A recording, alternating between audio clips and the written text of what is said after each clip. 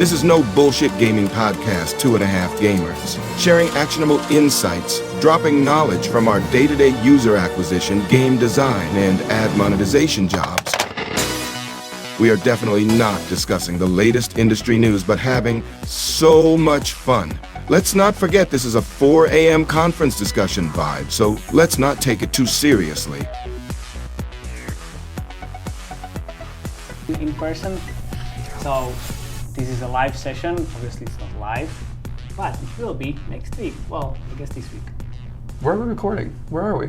Oh well, we are in Vegas. We're recording at MAU conference, which is amazing, and we have Tiffany and Greg with us, our great sponsors as well. And we're talking about the UA, all the fun stuff. But before we do that, let's do a round of intros. So let's start with Let's start ladies first. Yeah. Start with Tiff here. Yeah. So Tiffany here, Senior UA Manager at Mistplay.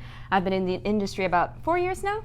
Started off at Playtika Montreal studio for about 2 years, working at with World Series of Poker, and then launching new games as well, namely Cat Force. And it's about 21 months that I've been at Mistplay, managing both UA and the retargeting efforts.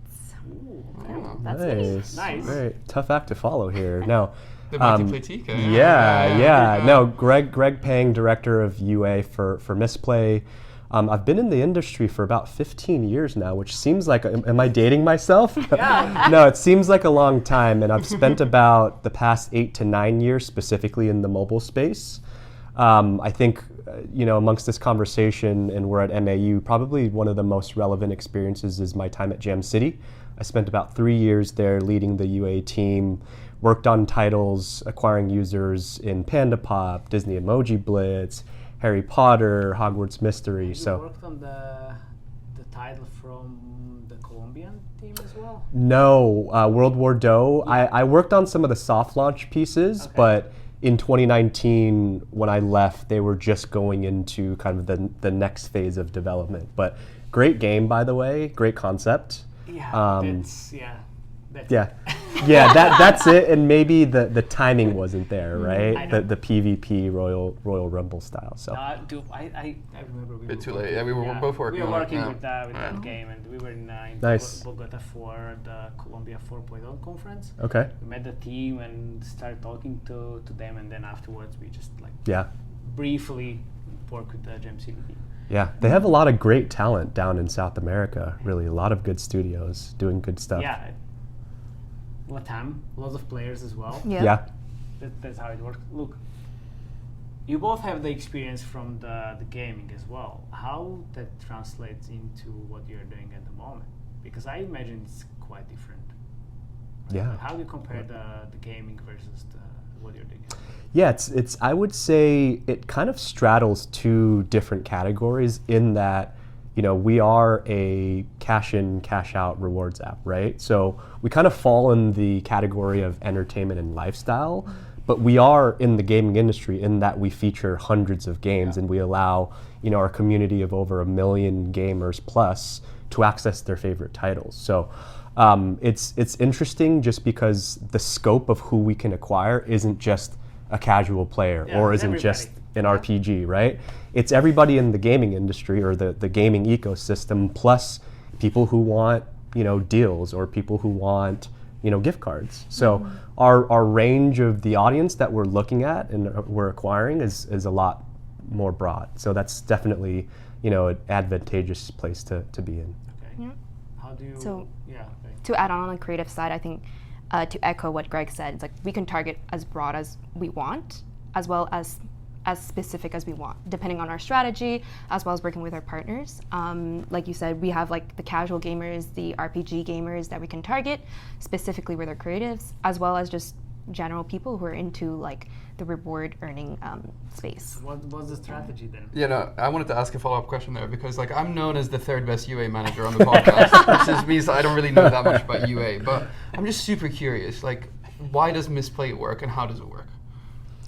And why does it work so well? Because Machi's told me it works really well. Yeah. So I think there's a couple of ways to think about it. So, Mistplay as the value proposition is the #1 loyalty, game or ecosystem for mobile gamers, right? And so, people look at Mistplay as a loyalty-driven media source, essentially, right? We have kind of a full feedback loop, a full ecosystem where, we acquire the user, users come to Mistplay to download their favorite titles, right?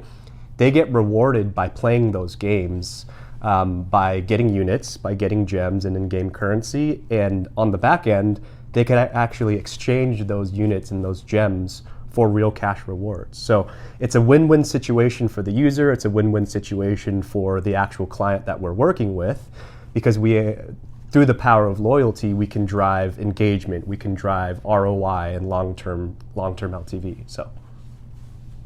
Okay. So if I summarize that, it's like the power of rewards, rewarding users, a little bit of money as well. There's a little bit of incentive on the user side, but I think largely the way to think about it and articulate it is leveraging and harnessing the power of loyalty to drive acquisition. Okay. Yeah. How does that translate to the KPIs you have? Yeah, great question. So I would say there's two ways to think about it, but in the context of this conversation, let's just talk about the demand piece, right? For us, there's going to be a subset of primary and secondary KPIs. Of course, every game and every publisher is going to be different, right? There is no one size fits all. However, we look at things largely the same as some publishers out there in terms of performance is always going to be king for us, right? $1 spent and $1 returned. So return on ad spend is really one of the primary KPIs that we look at from a day-to-day operational basis. Okay, and how do you measure that? If you drive the players that actually play the games, and then you kind of measure the ROI on the other side of the business. Yeah, so there's two layers, right? I know it gets a little bit complex, right? Yeah. Like, that's what we want. So again, I think we should kind of frame the conversation in terms of just what we look at from the demand perspective and not the ad network media source side, right? So in terms of is like the ad network portion, is it calculated in the LTV or not? The ad network portion, so we technically have a couple of LTVs that we're working with, right? Our own proprietary LTV, as well as how we think of just downstream client performance. But again, from the perspective of how we think about, LTV to CAC and acquisition cost, it's how much we spend to acquire the user from whatever ad network that we're working with, and the CPI that we're essentially charging the client. So that's typically how we look at $1 spent to acquire and $1 that we're getting in return. It sounds pretty complicated. I mean, I think it's complicated if it's the first time that you've gotten exposure to, let's say, loyalty apps, cash rewards based apps. But I think when it comes down to it, it's best articulated in kind of two different models. And for this conversation, it's the first demand-driven model. So what's like the secret behind Mistplay and like why it's become so supercharged? You guys have been growing like crazy. Like there's a lot of rewards apps out there, but what's the difference actually? Is it the scale only, or is there anything else? Yeah, I'll I would say tee it up to Tiff. Really, I think Greg mentioned it, performance is king. I think just being really on top of it, being really strict about our targets and reaching those with our partners and working with all the UA partners to reach those goals, which essentially translate into good performance for our clients. And they come back to us for this good performance. I think that has really boosted our reputation as well, helped our scale. I would say game selection is definitely a big plus with Mistplay. We have over like 200, 300 games. Don't quote us on the number, but Yeah. there's a growing portfolio of games available on Mistplay. We have some of the big titles as well. So, I think it's listening to our community and like trying to figure out like what do they like, what do they want, and also trying our best to like provide that for our users as well. So if I understand it correctly, so if you do your job and you suck, then the other way of the business suck as well. Exactly.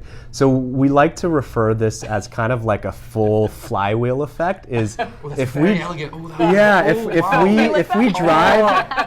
drive bad users, into the You're very ecosystem, good at what you do. and Yes. Oh, wow. and the clients, right, see bad performance, then the flywheel doesn't work, right? But if we're doing our jobs, we're driving the requisite quality into the app, then the clients are happy at the end of the day. It's a delicate balance. I don't want to say it's a black or white thing, like we do our jobs, then the clients are happy. There's always going to be instances where we need to balance things, right? And so I would say that things aren't always linear, and we need to work very, very closely with cross-functional stakeholders, right? Whether that means the product team, whether that means the sales and commercial organizations, whether that means the data analysts that we work with on a day-to-day basis to unlock insights, right? It's an entirely team-led effort. It's not just the UA piece. There's a lot of different components of the business that need to work together in order for so things break to it down, is work. the curation and it's the cross-functionality, and Yes. can we just get like one more keyword? I would- Yeah, the last word. Yeah, because Curation is a really good word. I think Mm-hmm. our sales team does a really good job of keeping their pulse to the market and seeing and knowing what our community wants, right? In terms of, let's say, the top 300 titles, right? I also think that and again, not speaking to what the competition is doing, but I think our product is very elevated and very elegant in terms of being personalized and data driven. I think if you talk to anybody, on our ELT team, or really anybody out there, we're an AI almost first data driven company, and so our product really before AI got popular. yeah, before AI got popular, wow. before it We were became there. before Yeah, ChatGPT, Yeah, because mark our words, before it was a buzzword, we really hung our hat on being a data first, personalized, hey, you give us some inputs and we'll personalize your, what we call the mix list or the games list, right? Based on your preference. So, yeah. Okay. I would throw AI into that into that buzzword. Okay, so curation, AI, yes, exactly. Web3. Metaverse. Yeah, Metaverse. maybe Metaverse. Yeah. But so does it make any difference if you onboard like a new game into your app in terms of the UA? Like, have you seen any differences? Like, hey, so okay, well, Raid Shadow Legends on Mistplay now. You use it in the UA. How does that work? Yeah, I again, I'll tee it up to Tiff, and I'll kind of reinforce or back up anything. Yeah, Mitch. I think if it's a huge title, we usually be in collaboration with commercial team and like know that it's coming, and we're prepping and looking forward to hopefully the uptake in performance. okay. But we've also done some like partnership as well, collaboration with some of the big titles where like if they give us the rights to like advertise their title and letting them know that, hey, Mistplay is onboarding like a really big game, then that's kind of like the collaboration we try to do. That being said, it does require like more product features and product updates. We've tested it previously, and then I think we're still fine-tuning, like, let's say, like the straight deep linking type of technology. I see you shaking your head. It's not easy. Yeah. Always. Okay. Yeah, I mean, to reinforce that, I would say in some cases, yes. In other cases, no. If it's a big title, if it's a smash hit, they're willing to put, a lot of dollars and budget around it, then it absolutely has a pretty big impact on kind of the overall business or like the day-to-day operation. But let's say if it's a smaller title, there's not as much, let's say, buzz around it, it's probably going to be less of a impact to the overall. So it really is case by case. Okay. Yeah. So let's say if you work with Marvel Snap, does it make difference for you guys in terms of the UA? Well, it really depends on how much budget they're willing to put behind it, right? However, I mean, again, that's more of a Let's start calling bullshit it's soon. more of a diplomatic answer, Very but diplomatic, it also really depends, right? It's case by case because some partners are very open for us to use their IP, right? okay. Or to use Okay, different so- things, okay, right? okay, that makes sense. Which So it's is more a great. about not the budget, but like if you can use their IP rather. It's a bit of both, Okay. right? And so yeah, there's a bit of balance that we have to kind of approach the partner with. Do gaming companies look down at the fact that it's a rewarded app? Like kind of rewarded? No, absolutely not. I think I mean, if they look down upon it, they wouldn't be spending with Mistplay, right? And so Well, sometimes they don't even understand it. yeah, well, at the end of the day, I think for a lot of publishers, because they view Mistplay as a media source, if the performance is there and we're driving it's a quality, channel, like, if they're driving quality users, then I wouldn't say it almost doesn't matter, but the bottom line is they're getting the user base that they want, and they're able to spend their budget. So, Okay. How much have you spent on Mistplay? yeah, how much was that? How much was that hat, by the way? That was free of charge. Look, so I was actually adding Mistplay like a few years back when you didn't even have the ROAS algo. Yeah. I was all like CPI based, and it was already like back then like working quite well. so now I guess it's working better. But I wanted to ask, like you mentioned, like cross like team and department communication, like and process. Like how does that work? I mean, like that sounds like really like a lot of work. Yeah. I would say, at this stage of growth in Mistplay, we're still only 200 people, right? And so Only 200. Come on, I man. mean, you talk to some of these larger gaming studios, they're like 800, 1,000 people, okay, right? Fair enough. From looking at kind of our scale, how much we're spending, how much we're expected to generate in terms of revenue, we're still relatively like a pretty agile team, right? So we have task forces, we have pods, we have pretty streamlined ways of communicating to other teams, right? I would say at the core of what we do sits data enablement and data analytics, and I don't want to say they drive all the decisions, but they are a key stakeholder in everything that we do. So data kind of sits at the middle and supports us, sales and commercial, and the product team to kind of do what we do. So we have a pretty good working relationship with all the teams across the company. Working on site or remote? Remote. Remote. Well, I'm in Montreal, so the head office is there. But like Greg is sitting in New York. But we get the opportunity of I think 2 times a year of having a company all hands where we bring everyone to Montreal and have a working session, kind of foster that collaboration even further. Yeah. Is it working well? Yeah. Meeting people? I mean, it did. It's very exhausting for sure. Yeah, it's the same as being at MAU right now. But really being able to sit next to my data analyst and talk through things and understand each other better, what exactly you're looking at, what exactly I'm looking at, definitely helps. Yeah. Okay. And talking about the data, what kind of sources you are running actually the UA on?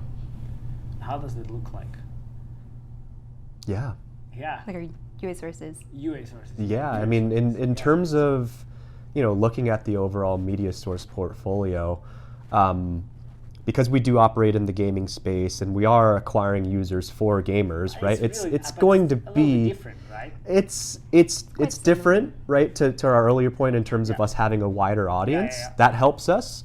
But in terms of the channels, it's going to be pretty much in line with, let's say, a King or a PlayerX or a Jam City, right?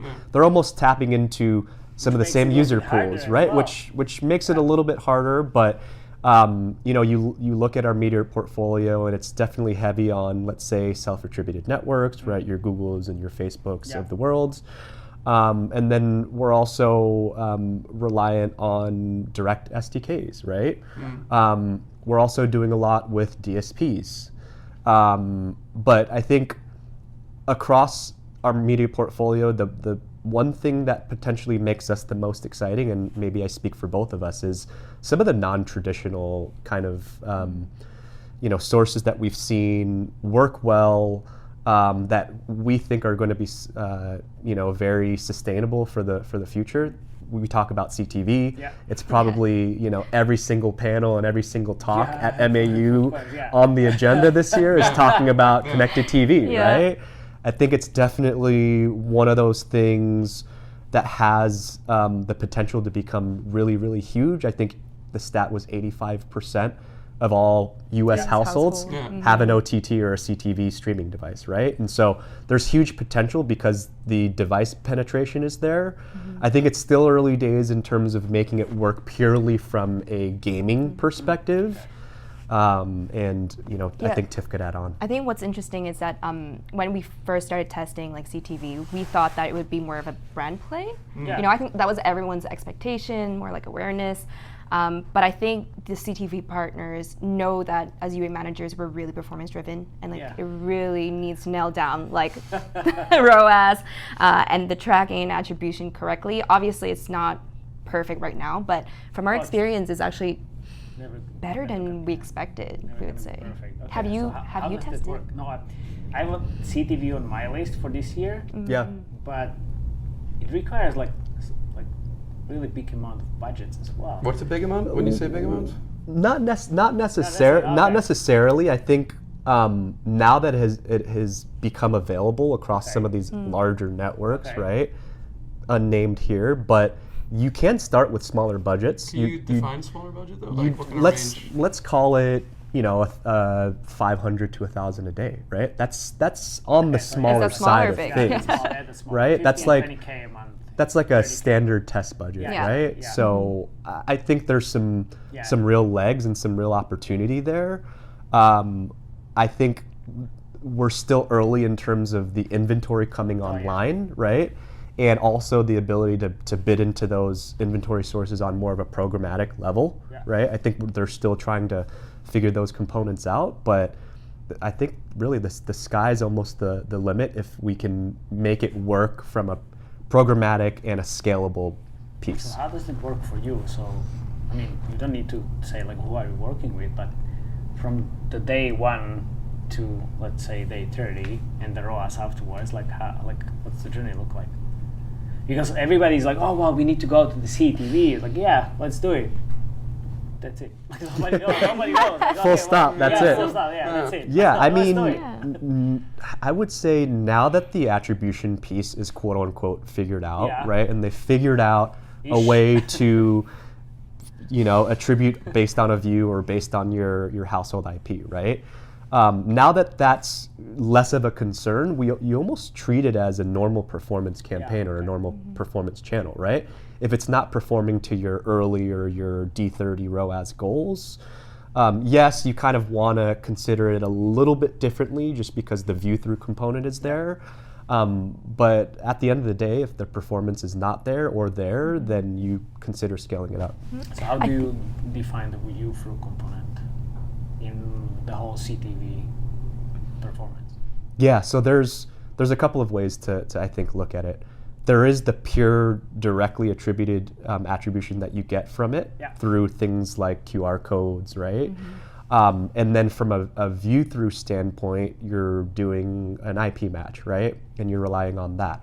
However, there is kind of this multi-touch assisted install piece that you have to consider that isn't directly baked into reporting. And that's something that we work with our data analysts and our data analytics teams. Yeah, of course, it's gonna like be track- Yeah, of course. yeah, and we work with our data analysts to understand that and come up with a model that is going to be closer to the truth, right? Yeah. You're never going to get the 100% truth, but if you have a model and if you have a framework, Go to the Back to the UA, Wild West. welcome The to Wild UA, West, yeah. right? So as long as you have some kind of framework, some kind of model in Yeah. place to help you get closer to the truth, I think you're in better position. So. The one thing I would add, I think the creative piece is a little different. So you would have to do a little bit That's a more great point.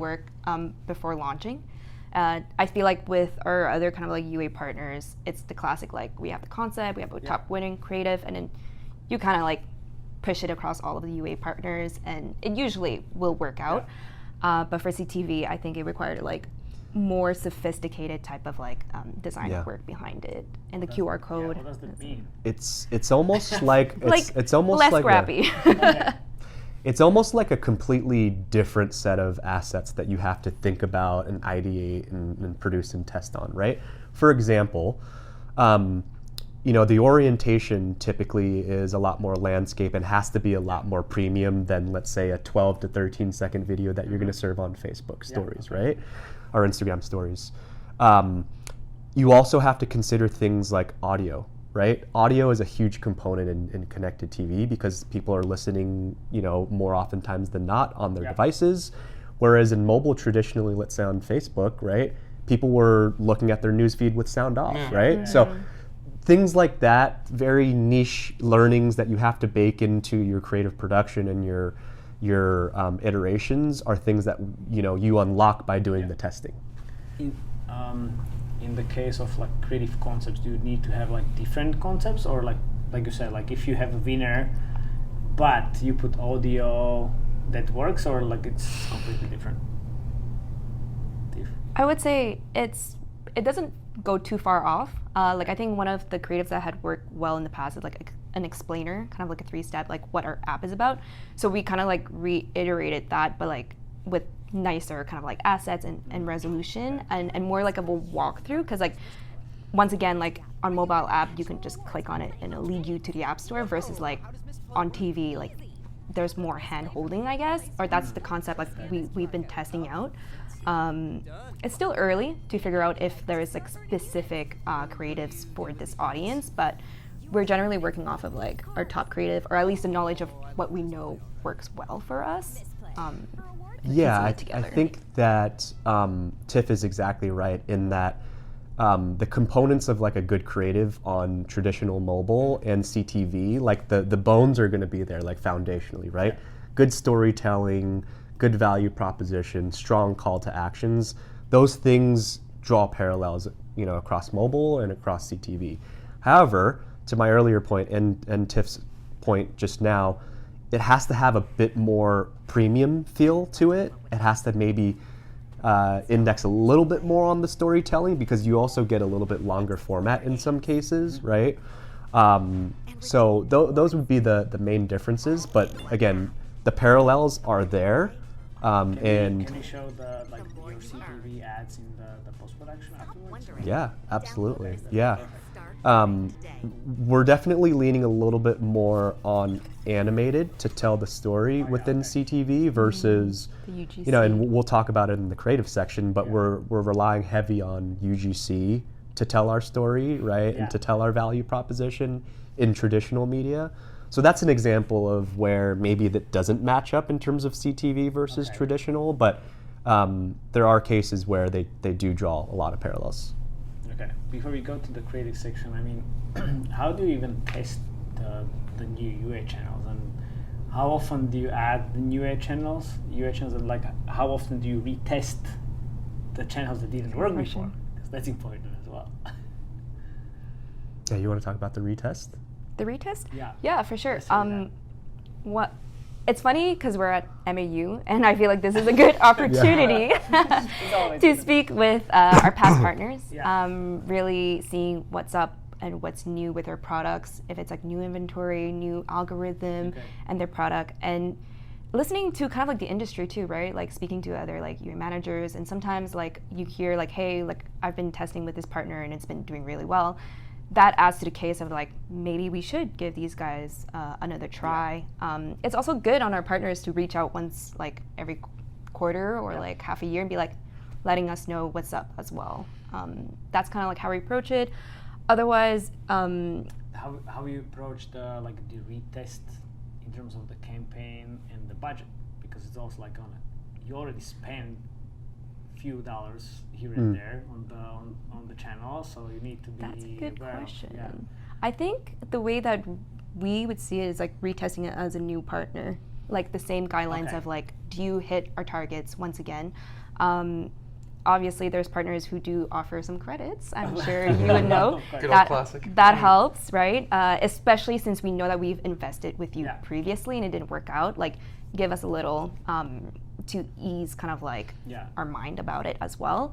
But I would say we view it as any new partner and our existing partner, kind of like the targets that we need to hit, the time frame. We do it pretty much the same way. I don't know if you had No, I think that's the perfect way of articulating it. But I would say in general, testing and experimentation, and I think the thread that you pull out of that is diversification of media sources is something that you constantly need to do, right? It's an evergreen thing. Yeah, there you go. Admon as well. Yeah, there you go. In That we Admon, talk about too much. in Admon, in product, in data, Everywhere, it's an always ongoing evergreen testing and applies to everyone experimentation, anyway. right? So I would say that never goes away, right? There's always a need to test new sources. There's always a need to do new things. Yeah. There's always a need to find new audiences, to find new inventory, whether that comes in the form of a new partner or whether that comes in the form of a retest. It almost doesn't matter as long as we're finding those new audiences, right? Okay, so let's get back one step and like how do you find the new sources? The first question, then like how MAU. MAU, and then what else? Like, No, I mean, Best parties at MAU. And that's yeah, it. no, there's we have. like UA sources. Like 2.5 gamers. Like next Whoa. year, we are having like a new inventory for all of you UA We're managers. starting an affiliate cowboy network. There you go. Yeah, call it okay, cowboy networks. Yeah. Okay. No. This works. No, we have like many resources dedicated to going out there, keeping our ear to the ground, seeing like the movers and shakers, right? Who's new to the industry, and I think we pride ourselves on going out there and having the good conversations and really figuring out, because there's a lot of fluff out there, right? Yeah. Let's be honest. In the Majority. I mean, look, I'm not Today gonna. is like 6 dinners. Yeah, Like, don't quote us on it. But there's a lot of need to wade through that fluff and see at the end of the day, you know, who the players are and what are the actual technologies and products that are driving UA, How do you right? try to navigate in the fluff? Like, do you talk to other UA managers? We have to have a lot of conversations, whether it be with the UA vendors themselves, to your point, with our peers and other UA buyers and managers. So it's always good to have that kind of network that you can reach out to and say, hey, you know, how did this partner work for you, or how did this source work for you? Again, it's not always going to be one-to-one because there are going to be specific business models that work with specific media sources, but it's good to have your ear to the ground and your pulse to like what's working. No, like for me as a consultant, what works for like few games doesn't necessarily work for other games, but at least I'm like, oh well, this is working for this game. Oh, let's try it for this game as well. Yeah. That's perfect. And when I talk to other guys, it's always very helpful. So how do you define the KPIs for the test of the partners? Because that's like something that I've like tried multiple times and I find it really challenging because it's always like, so I spend, let's say, 10K as a test budget, Unity. I finally get to the ROAS point of campaigns, like, oh, well, okay, fine. Now is the real performance happening. So I need to spend another 10K and then, okay, so now I spent 20K, but performance is not getting anywhere. Should I stop it? Should I keep it? How do you are trying to look at that? Conundrum. Yeah. Yeah. That's a good question. And it's funny because I've gone through that phase as well. Trying to Every- decide, everybody. Every like, UA manager. yeah, has like, done it. Yeah, it's do we like, oh, keep? well. Do we stop? Does it get better? Does it not? But Usually no. unfortunately, Usually no. I would say we have a general like test budget that we establish for every partner, but I think it's a very open conversation. It has to be, right? Yeah. Two-way street, kind of like figuring out what is the expectations and what's the timeline. Like what is the learning phase that we're expecting? What's the optimization phase? And what's the scale phase? And like weekly check-ins, like did we hit it? Did we not? I would say like, I think 1 to 2 months is kind of like our time frame, depending on which partner. Once again, sometimes the learning phase. Let's say Unity. Unity. Yeah. So you start a campaign in Unity, Germany. What happens? How much money you need to spend, and then like how long does it take to evaluate the? I think the best practice is generally like 2 weeks Okay. for the algorithm to learn, depending on what campaign you're launching as, right? Because CPI campaigns, like straight away, Yeah, you I would know. know what's the Yeah. performance. And there's also that factor, right? Usually partners will ask you, start with the CPI campaigns, and then roll up to the next level, Yeah. and then roll up to like a ROAS targeting campaign.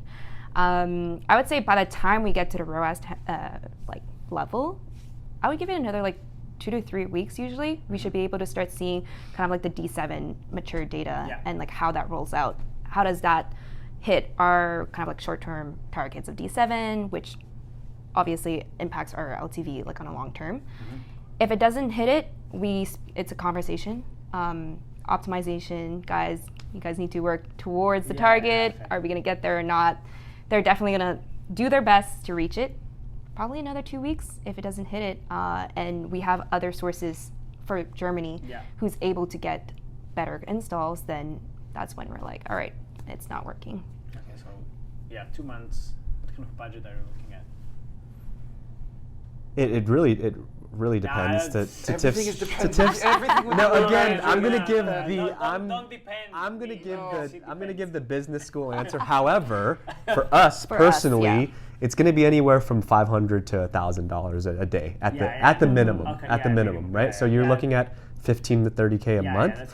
And I would say, to add on to Tiff's point, not every partner is going to be linear. Not every partner is going to be like, I'm going straight to the top, right? D7 ROAS is going to be amazing coming If out of the only. gate, right? That's always what Right? always they say. Right. That's- But as long as we have the clear communication, the alignment, and also the acknowledgement that things aren't just going to go straight up, right? Okay. They might ebb and flow. It might go down. We make an optimization. This happens. We blacklist some site IDs or whatever. Whatever it is, as long as there's acknowledgement on both ends that we're making the necessary optimizations and they're being communicated both ways, and they're seeing improvement week over week, I think that's one of the most important pieces. Because again, after 2 weeks, you're not going to see your D7 goals hit. But as long as you're seeing consistent improvement towards your goals and you're still able to maintain that scale, right? I think that's a case where you would want to keep testing a partner, right? So. What's the key testing geo for you guys? Is it US only or trying to expand? Yeah, so I think one of the distinctions of us as kind of a loyalty-based app and us, different from like a game publisher, we don't really have like the soft launch period and we don't have the technical launch period. When we want to test a partner, we almost go right into the live environment, which means like North America, US Straight based away. mostly, straight away. So US, okay. And so how many UA channels are you working with at the moment? All of them? All of them? Every single one. Yeah, no. It really depends. not to say, I'm sorry, Sorry, but monetization is so much more interesting. Can we get a depend counter on this? No. Oh, yeah. We're probably in a given month working with anywhere from like 10 to 20 UA partners, right? And it goes back to like the constant testing and experimentation, right? We want to have a consistent pipeline of new partners and new tests, and that just adds on, right? That's why I kind of give a range, because in any given month we can be testing 3 to 6 to probably not 10, but within that range of new media sources. What is your calculation decimals tell Yes. you about the budget they're spending? Millions. No, but it can be close to anything about Yeah. 1 million a month at least. For testing? No, for like a whole UA, I guess. For us? Yeah. Oh, it's Way well into the million, like multi-millions. multi-million, yeah. So if you think about that and you take, let's say, 5% of that multi-million-dollar budget, that's like a pretty good testing, pipeline or budget. So. Okay, so then how many creatives you are testing it actually, and where are you testing it? I'm not going to give that answer. No. If you say depends on how you are, I'm asking how you are, and you're going to be like, depends. Depends, you're leaving it. I will answer that How many question creatives? with some How many numbers. creatives? I will How many spare you creatives? from it. How many creatives? We aim about like 10 to 14 creatives per week. Yeah, And that's almost like 40 to 50 per month. It really depends on. Ah! So sorry. It is driven by the performance need that we have, really the creative fatigue that we're seeing, as well as our design capacity. But that is our aim. We've had points where we're really in a flow of getting all the creatives out, as well as testing. So creative testing, we do it every 2 weeks, kind of time frame. Sometimes about 7 to 14 days. Sometimes it could be shorter. Sometimes it could be generally not longer. How does it work? So there's two platforms that we use to test creatives. TikTok and Facebook. Sorry? TikTok and Facebook. That's a good guess. You got one out of 50%, two. right? Facebook is not a guess. It's kind of. That's kind of Given. it's kind of the standard, It's like right? the playbook at this I point. don't even do UA, and I know that. So us, we have, I guess, an interesting spin to it is that we do Facebook. So one social network, another one more of a SDK, so that we can see if this creative, the top winning creative, is consistent across all partners, and that will give us that confidence to launch it across. What does the rest of SDK it. network rhyme with? You can name it. Yeah. Unity.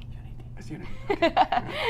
It is Unity. I think those are the two platforms that allows you to have separate creative campaigns, You're as well as using the A/B creative testing testing. beta. Yes. Okay, nice. Yeah. And How does that work? Because like not everybody knows that there is a creative testing yeah, beta. I think it was rolled out relatively recently. Yeah, it's pretty new. Yeah. But we jumped on it the moment it was on beta, and it worked for us. Yeah. In What's the terms, difference between like testing the using the creative testing campaign versus the normal campaign for creative testing? I think it's giving the chance of all the creatives some delivery and some learning. That's like the best ideal way of testing creatives. There has been definitely times with other bigger partners where we just have to launch in BAU because they don't have that kind of like framework, and just see kind of like if it juggles with existing creatives or it doesn't, and then it just fizzles out. Yeah. Yeah, I think that's an important distinction. Like, giving the creatives that you produced an actual shot to get the equal impression share or whatnot, right? A lot of times when you roll it into like business as usual campaigns, it's really hard to force that creative to get those impressions, right? So using Facebook and using the Unity creative tool, it gives us that fair chance to see that performance, right? So And see the results as well. yeah. So what I try to do on Facebook at least is to have a creative testing campaign and then just put the winners in the business as usual. But I just relaunched the business as usual, just removed all the creatives that were performing before and just launched the new ones. In the existing campaign. Yeah, and it works. yeah. Look, It's there is just- I no like like so- perfect There's no formula. perfect science. Yeah. I've tried like all kinds of things. I know. Like I tried like 4 different creative testing like variations, and it's like always changing anyway. Yeah. Yeah, it's hard to know what's happening like behind the scenes Yeah, in exactly. the Especially black with box. Facebook. But to your point, I think it's just important to try anything and everything, right? See what works for you. See what works for a specific creative. What I also saw is that even if I launch or like add the winner creatives from the testing campaign into the business as usual, it takes like a week or 2 weeks to actually pick up the spend and actually start performing. When the winners start to decay, then the winners from the creative testing campaign just start to pick up. But it's like sometimes you don't have the patience to actually wait. Yeah, 2 weeks is a long time. I know. Okay. Okay. So we talked about a lot of things. So anything else then like besides the CTV? Oh no CTV. Again? Creatives, because you were showing us on, I think in January, the best performing creative from Mistplay, which Yeah. was the girl that was talking Yeah. to herself. Yeah. And I was looking at the creatives, and it's still up there. It's still performing well. That's nice. Okay. You know, top creatives are really hard to beat sometimes. Yeah. No matter how much we try and iterate. Yeah. That's amazing. And how does your creative process look like in terms of like the ideation phase? Because that's important. Like, how did you come? First question: how did you come up with the concept that this person is talking to herself? If it was on your side, or it was on her side that actually like she came up with it. Is this like someone, like, is it an influencer you paid to say exactly Yeah. these things? Or is it like you just like, run wild with it? Or Think about it as like the classic UGC, right? Okay. We're paying an actor or an Yeah. influencer, right, to on our behalf to talk Okay. about Mistplay. Okay. Um, So she came up with the concept and then. Yeah. So, I would say, yeah. I'll start it off. I think the credit goes to our design team. They are really kind of like always. You know which creative I'm in the pulse. talking about, I right? know Okay. exactly Yeah. which one you're talking about. yeah, we all know what we all know what it is. yeah. Really, our creative team is always checking kind of like what's trending, what's happening, and getting a pulse of it. And I think that one, I would like to say that we started off early on with the UGC concept, and I think it was just we were talking about it in January, and Yeah. I think like that. That creative, I think, was getting like performing, 15% of overall like views Yeah. or impressions in some of the apps I was And managing. it was already so- like a little bit later Yeah. than you started running in the camp, the creative for sure. Yeah. So it was just, a design team kind of like had that idea and pitched it to the actor that like we hired, and she executed super well. That's It amazing. worked That's out. amazing. I'm And now like, she's what the fuck is famous, yeah. happening? It's like, Yeah. How many impressions do you think you've shown that? Like at least a couple billion, right? Oh, It's yeah. definitely in There. it's definitely in the Yeah. millions. Yeah. It's definitely in the millions. So that's kind of like how Okay. it came about. But honestly, working with the design team, it's a full feedback loop, right? Yeah. Ideation, we do it kind of like separately, but also together. We brainstorm kind of like on a monthly basis, like what are the trends we're seeing, what's relevant to us, how can we spin it the Mistplay way. Then there's the prioritization, right? Yeah. I think Yeah. for one of the sessions, we had like over 50, 60 like ideas. Obviously, they cannot be all executed at Well, once. like you said, like you're testing like 15 creatives. Yeah, that's true. But you got to pick and choose what we know. think has the best potential or impact. And so then there's that. Then it comes down to the UA team, right? For us to keep testing the creatives, be on track with our schedule. And then I think the most important part is relying the results and the learnings back to our design team and letting them know the great success of that Yeah, yeah. ad. They can. Yeah. I'm So pretty no one sure puts they're design frust- team in the corner. Yeah. They're pretty frustrated because like this is It's- working so well for so long. It's hilarious How because can we beat that? yeah, no matter where we are, you find that top creative, and it's such a satisfying feeling, right? Yeah, it is. But then months later, Yeah, you're yeah, like, it's oh fine, my like, god, why? it gets frustrating Yeah. now. Yeah. It's unbelievable, that feeling. Yeah, and then the feedback goes back into the ideation once again and working together. Okay, so how do you define the creative winner? Like, do you need like 100 installs, 500 installs, 50,000 impressions? How does that look like? Once again, I think we're really driven by performance. So I think every UA manager has different KPIs, yeah, and sure. also by the app is different. For us, for sure, comes with the delivery. The IPM and the ROAS is really what we look at. The CPI obviously plays into it because it impacts the ROAS. Those are the metrics we truly look at. At the end of the day, we're very performance driven. So even if a creative has like amazing CTR, clearly attracts the audience, but we're not seeing the result back out, it's not something that we would run with. Finally, fucking someone Yeah. says the same thing that I'm talking about all the time. It comes down to ROAS all the time, even in the creative testing. Like, how can you pay salaries in IPMs? Seriously, nobody cares. Like, if the creative makes money, like, That's gold. Yeah. I think IPM is a very good initial indicator. yeah. It's like a shallow indicator, right? Yeah. Maybe there's some traction that we can create there, but again, if the creative doesn't retain and if Yeah. it doesn't pay out and ROAS wise, like it doesn't necessarily make sense to, let's say, iterate on it, deem it a top performer, and continue to to go down that route. So. Okay, and do you use any type of the latest trends in terms of the AI in the creatives? It's a great question. We talked about ChatGPT earlier. It's definitely something that we've seen a lot more. We have talked to a lot of AI-driven creative performance, services. I think it's never going to completely replace what a designer does, but I think it's going to be, and it is already, and we've done some testing already, a powerful tool for concept testing, right? More on, let's say, the static side, right? ChatGPT, come up with a UGC, static 10 different ways. It allows you to deploy those concepts in a much quicker manner. So in that regard, I think there's going to be a lot of efficiencies that we can find in using like AI-driven tools. Yeah. So you use it. We currently use it was the more. question. We currently use it Depends. more Yeah, for. depends. It depends. We currently use it more for copy today, Okay. but we're definitely going down the route of doing our due diligence and seeing if it's going to make sense for us, like more sustainably and long term. Well, because so I use a combination of ChatGPT and Midjourney. Yeah. So I asked ChatGPT to actually write me a creative brief for like 5 videos for a certain game, and it gave Crash me- and burn. It gave. Let's call it Crash Yeah, and Burn. yeah. Crash and Burn racing game. Yeah. Gave me like 5 very good concrete ideas with the potential audience and the tone of the creative and everything. It's like, wow, okay, this is pretty good.